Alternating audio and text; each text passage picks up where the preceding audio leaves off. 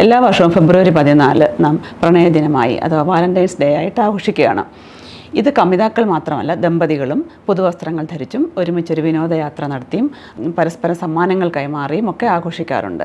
ഒരു വ്യക്തിയോടെ പ്രണയം തോന്നുന്നത് ബ്രെയിനിൽ നടക്കുന്ന സങ്കീർണങ്ങളായ നിരവധി രാസപ്രവർത്തനങ്ങളുടെ ഹോർമോൺ വ്യതിയാനങ്ങളുടെയൊക്കെ പരിണിത ഫലമായിട്ടാണ്. പ്രണയത്തിന് പ്രധാനമായും 3 ഘട്ടങ്ങളുണ്ട്. ഫസ്റ്റ് സ്റ്റേജിൽ ഓപ്പോസിറ്റ് സെക്സിലുള്ള ഒരു വ്യക്തിയോട് ഒരു അടുപ്പം തോന്നുന്നു.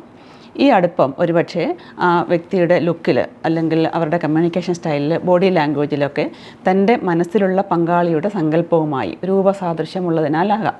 ഈ സമയത്ത് ബ്രെയിനിൽ നിരവധി ഹോർമോണുകൾ പ്രൊഡ്യൂസ് ചെയ്യപ്പെടുന്നു, പ്രധാനമായും ഓക്സിറ്റോസിൻ ആൻഡ് വാസോപ്രാസിൻ.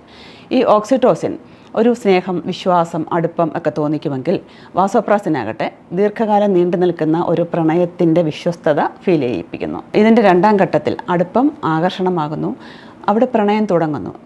ബ്രെയിനിൽ ഡൊപ്പാമിൻ എന്ന ഒരു ഹോർമോൺ ഉൽപ്പാദിപ്പിക്കപ്പെടുന്നു. പുകവലി, മദ്യം, മയക്കുമരുന്ന് ഇവ ഉപയോഗിക്കുമ്പോൾ ഈ ഡൊപ്പാമിൻ, അതായത് പ്രൊഡ്യൂസ് ചെയ്യപ്പെടുന്ന ഡൊപ്പാമിൻ്റെ പ്രവർത്തന ഫലമായിട്ട് ബ്രെയിനിലെ റിവാർഡ് സെൻറ്ററിൽ ഒരു താൽക്കാലിക സുഖത്തിൻ്റെ പ്രതീതി ഉണ്ടാക്കുന്നു. ഇതിന് സമാനമായ അനുഭവമാണ് ഈ പ്രണയത്തിൻ്റെ 2ാം ഘട്ടത്തിലും അനുഭവിക്കുന്നത്. ഈ താൽക്കാലിക സുഖം ബ്രെയിൻ വീണ്ടും വീണ്ടും ഡിമാൻഡ് ചെയ്തുകൊണ്ടിരിക്കും. താൻ ഇഷ്ടപ്പെടുന്ന വ്യക്തിയുമായി കൂടുതൽ സമയം ചെലവിടാനും സംസാരിക്കാനും ഒക്കെ തീവ്രമായി ഒരു ആഗ്രഹം തോന്നുന്നത് ഈ ഡൊപ്പാമിൻ എഫക്റ്റാണ്. ഇതിൻ്റെ 3ാം ഘട്ടത്തിലാണ് ആഴത്തിലുള്ള പ്രണയം തുടങ്ങുന്നത്. അവിടെ പുരുഷ ഹോർമോണായ ടെസ്റ്റോസ്റ്റെറോൺ, സ്ത്രീ ഹോർമോണായ ഈസ്ട്രജൻ എന്നിവ അമിതമായി ഉൽപ്പാദിപ്പിച്ചു തുടങ്ങുന്നു. 2 പേർ തമ്മിൽ റിലേഷൻഷിപ്പിലാകുമ്പോൾ പ്രധാനമായിട്ടും അവിടെ പ്രതീക്ഷിക്കപ്പെടുന്നത് സ്നേഹം, സുരക്ഷിതത്വം, ആശയവിനിമയം, അതുപോലെ പരസ്പര ബഹുമാനം, ഒരു അംഗീകാരം, ലൈംഗിക സംതൃപ്തി എന്നിവയാണ്. ഇതിൽ തന്നെ പുരുഷൻ കൂടുതൽ ആഗ്രഹിക്കുന്നത് അവന് ജീവിതത്തിൽ ഒരു സപ്പോർട്ടാണ്. അതുപോലെ ജീവിതത്തിൽ ഒരുപാട് നേട്ടങ്ങൾ ഉണ്ടാക്കുക, പവർ, അധികാരം, ഇതൊക്കെ പുരുഷൻ്റെ വീക്ക്നെസ്സാണ്. അതുപോലെ സെക്സിൽ കൂടുതൽ താല്പര്യം കാണിക്കുന്നത് സ്ത്രീയേക്കാൾ പുരുഷനായിരിക്കും. പുരുഷന് ജീവിതത്തിൽ ഒരു സപ്പോർട്ടാണ് ആവശ്യമെങ്കിൽ സ്ത്രീ ആഗ്രഹിക്കുന്നത് കെയറാണ്. അവൾക്ക് സുരക്ഷിതത്വം വേണം.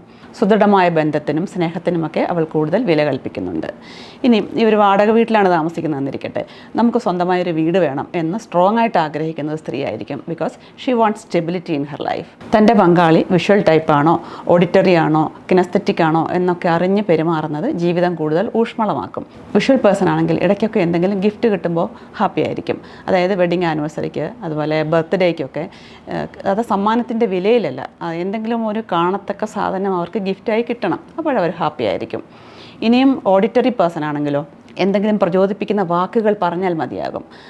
അതായത് ഒരുമിച്ച് ഒരുങ്ങി എവിടെയെങ്കിലും പോകാനായിട്ട് ഇറങ്ങുമ്പോൾ ഏത് പെർഫ്യൂമാണ് അടിച്ചത്, നല്ല സ്മെല്ലുണ്ടല്ലോ, അല്ലെങ്കിൽ നല്ല ഹെയർ സ്റ്റൈലാണ്, ഷർട്ട് കൊള്ളാം, നീ ഉടുത്തിരിക്കുന്ന സാരി നിനക്ക് നന്നായി ചേരുന്നുണ്ട്, ഇതൊക്കെ പറയുമ്പോഴേക്കും ആ ഒരു ദിവസം മുഴുവൻ ആത്മവിശ്വാസവും സന്തോഷവും അവരുടെ മുഖത്ത് കാണാം. ഇനിയും പങ്കാളി കിനസ്തെറ്റിക് പേഴ്സൺ ആണെങ്കിൽ അവർ ടച്ച് ആഗ്രഹിക്കും. അതായത് ഒരു ഹഗ് കൊടുക്കുക, അതല്ലെങ്കിൽ ഒരു കിസ്സ്, ഒന്ന് തലോടുക, ഇതൊക്കെ അവരെ കൂടുതൽ സന്തോഷിപ്പിക്കും.